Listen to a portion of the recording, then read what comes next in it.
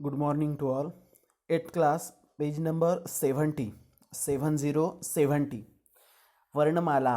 वर्णमाला means Sanskrit alphabets. देखिए, in Sanskrit language there are 48 alphabets and they are divided into 3 parts. First is Swaraha, vowels. Vowels are 13. Second part is Vyanjanani,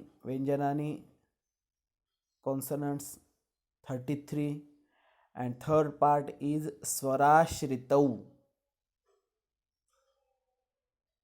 They are 2. See first part, Swaraha 13.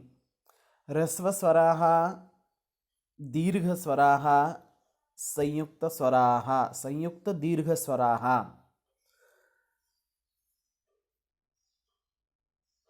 अभी स्वर कितने हैं? तो स्वर 13 है. There are 13 vowels in Sanskrit language. In Marathi there are 12 vowels, but in Sanskrit there are 13. First part of vowels Rasva Swaraha means short vowels. They are 5: A, E, U, Ru and Lru. Lru is vowel in Sanskrit. A second part of vowels Dirgha Swaraha means long. Dirgha Swaraha means long vowels. A, E, U and Ru. These 4 are long vowels, 5 are short vowels. And third part संयुक्त दीर्घ स्वराः. संयुक्त दीर्घ स्वराः, compound long vowels. संयुक्त का अर्थ होता है जो 2 स्वर मिलकर निर्माण हुए हैं ऐसे, और वो भी किस में गिने जाते हैं? तो दीर्घ स्वराः, दीर्घ स्वर में ही वो गिने जाते हैं. कौन कौन से हैं? ए, आई, ओ एंड औ. कंपाउंड वॉवेल्स आर 4: ए, आई, ओ एंड औ. ए, ओ, आ प्लस ई. अभी आपको बताया था कि संयुक्त का मतलब होता है जो 2 स्वरों से निर्माण होते हैं. तो 2 स्वरों से किस तरह से निर्माण होते हैं, यहाँ उन्होंने उनका विग्रह दिया है. ये ए जो है, ये ए किस तरह से निर्माण होता है? ओ प्लस ई, अदरवाइज आ प्लस ई, ये दोनों का होता है ए. आई, ये ए के ऊपर एक मात्रा यहाँ दी हुई है, तो वो कैसे होता है? ओ आ प्लस ए या आई, तो ये दोनों के लिए होता है आई. उसके बाद है ओ आ प्लस उ या बड़ा उ, ओ. और औ, ओ आ प्लस ओ या औ. तो ये इस तरह से होते हैं ये 4 स्वर. तो देखिए, ह्रस्व स्वर है आपके 5: अ, ई, उ, रु, लृ. दीर्घ स्वर है आपके 4: आ, ई, उ और रू. और उसके बाद है संयुक्त दीर्घ स्वराः, कि जो 2 स्वरों से निर्माण होते हैं लेकिन उनको दीर्घ में ही गिना जाता है. तो ऐसे है 4: ए, आई, ओ, औ. मीन्स सब मिलकर 13 स्वर आपको यहाँ है. ह्रस्व स्वर 5, दीर्घ स्वर 4 और संयुक्त स्वर 4. संयुक्त स्वर भी दीर्घ स्वर में ही आते हैं, याद रहे. तो दीर्घ स्वर टोटली हो गए 8 और ह्रस्व स्वर हो गए 5. 8 और 5 13. दीर्घ स्वरों में से लास्ट 4 जो है उन्हें संयुक्त स्वर भी कहा जाता है, क्योंकि वो 2 स्वरों से निर्माण हुए वाले होते हैं. तो देखिए, 13 vowels, short vowels 5, long vowels 4 and compound long vowels 4 is equal to 13. First part is over. Then second part, Vyanjanani.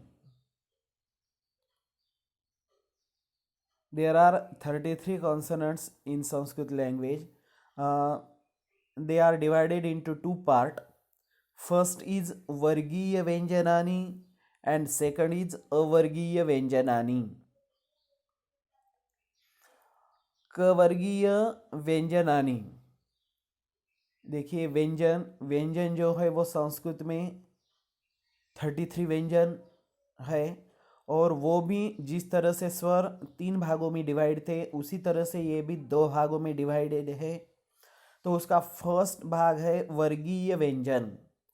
अब ये वर्गीय व्यंजन कौन से होते हैं, तो वर्गीय व्यंजन जो है आपके 25 है और अवर्गीय व्यंजन जो है 8 है।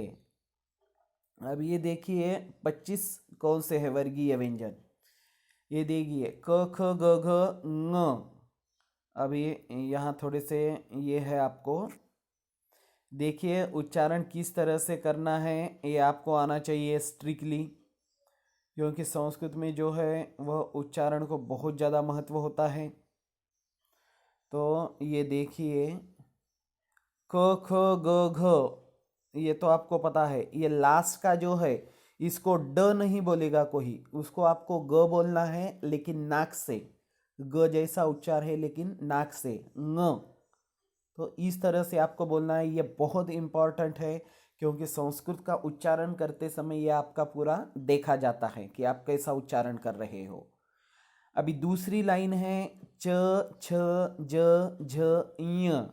ये सेकंड वाला जो है इसको कोई त्र नहीं बोलेगा, त्र अलग होता है, त्र जो है इस तरह का होता है, और ये आपको ऐसा नहीं दिया हुआ है, ये ऐसा राउंड है और राउंड को ऐसा किया हुआ है। तो ये जो है आपका ञ है, ञ, य जैसा उच्चार लेकिन थोड़ा नाक से, ञ। तो याद रहे ये दोनों भी आपको समझ में लेना बहुत आवश्यक है यहाँ बेटा, क्योंकि ये संस्कृत में आपको बार बार देखा जाता है, आपका उच्चारण देखा जाता है इसके ऊपर से। तो आपको देखना है क ख ग घ ङ। ड कोई नहीं बोलेगा, ड बाद में आता है। ये आप जो ड बोलते हैं ये इधर है, ये ड है आपका। उसके बाद है च छ ज झ ञ, उसको त्र कोई नहीं बोलेगा, ञ बोलना है उसको। ये त्र आपका इधर चला गया है। उसके बाद ट ठ ड ढ न, ये जो न है इसको बोलते हैं बड़ा न। उसके बाद त थ द ध न, ये जो न है इसको बोलते हैं छोटा न। और प फ ब भ म, तो ये है आपके वर्गीय व्यंजन। वर्गीय व्यंजन कितने हैं आपके, ये देखिए यहाँ मैं लिख के दे रहा हूँ, 25 है आपके वर्गीय व्यंजन। और उसके बाद अवर्गीय व्यंजन कितने हैं, अवर्गीय व्यंजन आपके 8 है, यहाँ दिए हुए हैं अवर्गीय व्यंजनानी। अंतस्थ व्यंजनानी, अंतस्थ व्यंजन उनके नाम है वो, य र ल व, इन 4 को कहा जाता है अंतस्थ व्यंजन। और उसके बाद है ऊष्म व्यंजनानी, ऊष्म व्यंजन, श श स और ह, इन 4 को कहा जाता है ऊष्म व्यंजन। तो देखिए व्यंजन व्यंजन टोटल जो है आपके वो 13 व्यंजन है। वो 13 व्यंजन में से 25 वर्गीय व्यंजन और 8 जो है अवर्गीय व्यंजन। वो 25 में है क ख ग घ ङ, छ छ ज झ ञ, ट ठ ड ढ न, त थ द ध न और प फ ब भ म। ये 25 हो गए आपके वर्गीय व्यंजन। और उसके बाद थे आपका अवर्गीय व्यंजन। अवर्गीय व्यंजन आपके कितने हैं, तो अवर्गीय व्यंजन आपके 8 है। और वो 8 में से जो है पहले 4 को कहा जाता है अंतस्थ व्यंजनानी, य र ल व, और आगे के 4 को कहा जाता है ऊष्म व्यंजनानी, श श स ह। इसमें भी 2 श है। ये पहला वाला श जो होता है शाहमृग का, इसको छोटा श बोलते हैं, और ये जो षटकोण का श होता है इसको बड़ा श बोलते हैं, याद रहे। दो है छोटा श, बड़ा श, स्मॉल श एंड बिग श। उसके बाद दूसरे न भी दो है, छोटा न और बड़ा न, स्मॉल न एंड बिग न। तो ये जो है आपका ये शॉर्ट है और ये जो है आपका ये बड़ा है। तो याद रहे ये 4 अक्षर भी आपको ध्यान में रखने हैं। इसके बावजूद ये 2 अक्षर ऊपर वाले, इसको कोई ड नहीं बोलेगा क्योंकि ड तो आपका यहाँ है। तो ये जो है इसको आप बोलेंगे ङ, क ख ग घ ङ। और इसको ये दो दूसरा वाला है, इसको त्र कोई नहीं बोलेगा, उसको बोलना है आपको य जैसा उच्चार लेकिन नाक से य। तो ये देखिए ये मेन चीज़ें थी। अभी हम आपको बता रहे हैं ये जो वर्गीय व्यंजन है जो कि 5 की संख्या में मौजूद है। तो अभी इनको व्याकरण में आपको हर बार ऐसा नहीं बताया जाता है कि क ख ग घ ङ क ख ग घ ङ, इस तरह से इतना लॉन्ग नहीं। उसको सीधा कहा जाता है क वर्ग, क्योंकि इनकी स्टार्ट जो है क से होती है, तो इनको आपको कहा जाता है क वर्ग। तो क वर्ग जब आपको ग्रामेटिकल में आएगा तब आपको समझना है कि ये 5 भी उसमें है। तो देखिए उसी तरह से होता है क ख ग घ ङ। ये 5 को अगर बताना है, ये देखो ऐसा बोलते, एक तो कु बोलते नहीं तो क वर्ग बोलते उसको। कु का अर्थ ही होता है कि क ख ग घ ङ, ये 5 भी नहीं तो आपको ऐसा सीधा बताया जाता है कि क वर्ग ह। तो ये दोनों में से ये जो 2 है इनमें से कौन सा भी आपको बताया जा सकता है, तो वो भी आपको ध्यान में रखना है। एक तीसरी बात है ये ग्रामर की। और उसके बाद अभी ये च छ ज झ ञ आता है, तो इसके लिए आपको क्या कहा जाएगा, इसकी स्टार्ट किससे होती है, च से, तो इनको चू कहते हैं या च वर्ग। ट ठ ड ढ न ट वर्ग, उसको टू। त थ द ध न त वर्ग, उसके लिए तू। और प फ ब भ म प वर्ग, इसके लिए पू। अभी ये पहला पहला पहला जो अक्षर है तो इसका ही नाम उस वर्ग को दिया है। जैसे क से शुरुआत होती है तो क वर्ग, च से शुरुआत होती है तो च वर्ग, ट से शुरुआत है इसके कारण ट वर्ग, त से शुरुआत है इसके कारण त वर्ग, और प से शुरुआत है इसके कारण प वर्ग। अभी ये सब व्यंजन जो हैं ये 25 के 25 ही वर्ग में आते हैं, इसके कारण इन्हें बोलते हैं वर्गीय व्यंजन। उनका नाम ही दिया हुआ है बेटा ऐसा, क्या, वर्गीय व्यंजनानी, क्योंकि ये पहले पहले अक्षर के द्वारा उनको जो है वर्ग किया गया है। और एक बात इजी की देखिए, अभिजात संस्कृते ळ नास्ति केवलम वैदिक सूक्तेषु। अभिजात संस्कृत जो है तो उसमें ळ माना ही नहीं गया है। तो ळ का ऐसा कौन सा भी व्यंजन जो है हमारे बुक में नहीं है। आप पूरा बुक खोलकर भी देख सकते हैं, आपको ळ कहीं भी नहीं दिखाई देगा। और उसके बाद उन्होंने कहा है कि केवल वैदिक सूक्तेषु, ये वैदिक सूक्तेषु ये वेद में आपको दिखाई देगा, वो वेद का कुछ आपको है ही नहीं, तो आप छोड़ दीजिए। तो फिलहाल आप याद में रखिए कि आपके बुक में ळ कहीं भी नहीं रहेगा।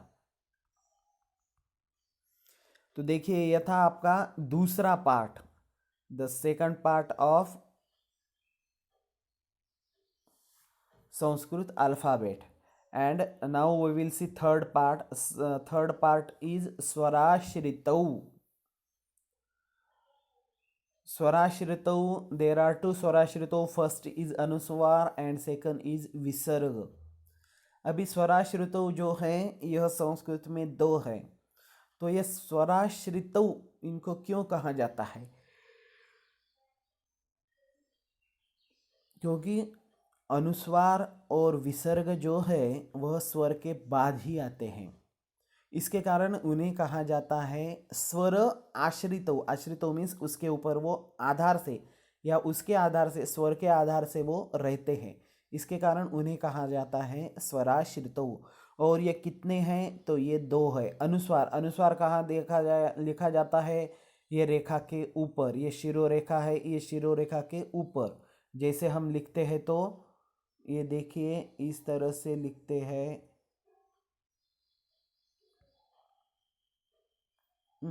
नहीं, एक मिनट।